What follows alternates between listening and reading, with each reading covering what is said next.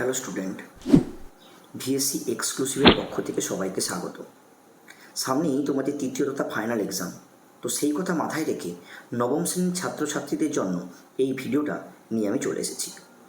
এই ভিডিওতে তোমাদের জীবন বিজ্ঞানের ফাইনাল এক্সামের কোন কোন চিত্র তোমরা করে যাবে তা কিন্তু বলে দেওয়া হবে।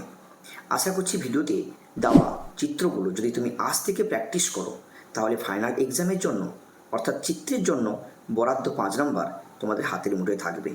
ভিডিওটা শুরু করার আগে একটা ছোট্ট রিকোয়েস্ট, যারা এই চ্যানেলে প্রথম তোমরা চ্যানেলটাকে সাবস্ক্রাইব করে দিও এবং পাশে থাকা বেল আইকনটিকে অন করে দিও।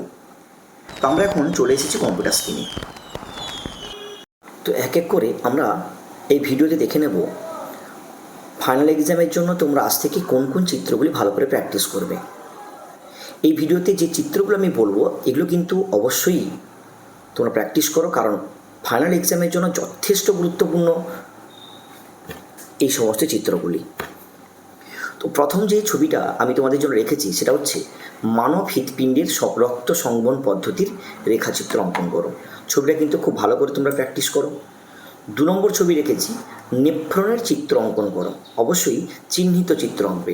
যখনই তোমাদের কোনো ছবি আঁকতে আসবে সঙ্গে কিছু তার নিচে কয়েকটি অংশ চিহ্নিত করতে বলে, তোমরা কিন্তু অবশ্যই নেফ্রনের বিভিন্ন অংশগুলো চিহ্নিত করে প্র্যাকটিস করবে।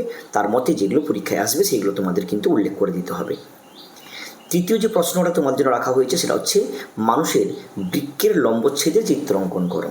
অর্থাৎ বৃক্কের লম্বচ্ছেদে চিত্র অঙ্কন করে বিভিন্ন অংশ চিহ্নিত তোমাদের করতে হবে। 4 নম্বর যে প্রশ্নটা আমি তোমাদের দিয়েছি মানুষের পৌষ্টিকতন্ত্রে চিহ্নিত চিত্র অঙ্কন করো, এটাও অত্যন্ত গুরুত্বপূর্ণ।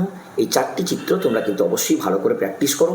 আশা করছি এই 4টির মধ্যে তোমরা কিন্তু কমন পেয়ে যাবে। এর বাদেও আমি আরেকটা প্রশ্ন তোমাদের জন্য রেখেছি, সেটা হচ্ছে মানুষের রেচনতন্ত্রে চিহ্নিত চিত্র।